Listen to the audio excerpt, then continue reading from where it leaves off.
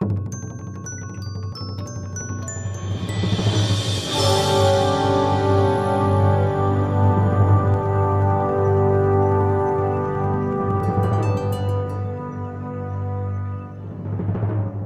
to a term I guarantee you had in ninth grade biology. With any luck, you have not thought about this word since then.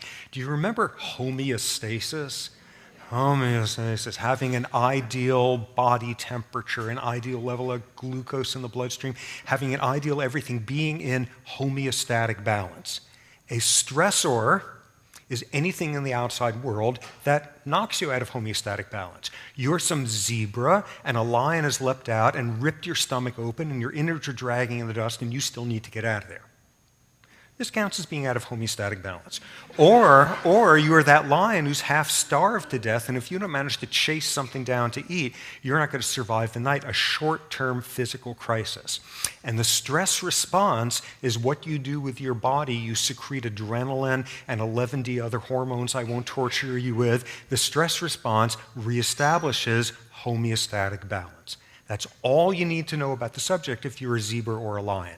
If you're human, though, you've got to expand the definition in a very critical way, which is, among us, some of the time we turn on the stress response because we've had a challenge to homeostatic balance, all of that sort of thing, but some of the time we turn on the stress response because we think we're just about to be stressed.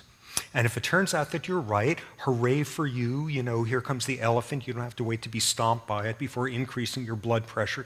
You can have an anticipatory stress response, which is great.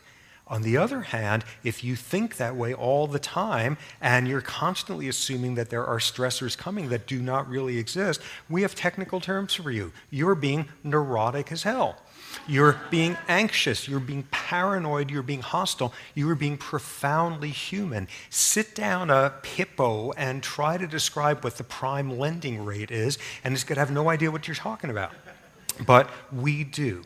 And that's the central concept in the whole field. We cognitively, socially sophisticated primates turn on the exact same stress response as does that zebra running for its life or a lion running for a meal, and we turn it on for purely psychological reasons. We turn it on with memories, with emotions, with thoughts, and the whole punchline is that's not what it evolved for. What stress is like for 99% of the beasts on this planet is 3 minutes of screaming terror in the savannah, after which it's either over with or you're over with. And what do? We turn on the identical stress response for 30-year mortgages.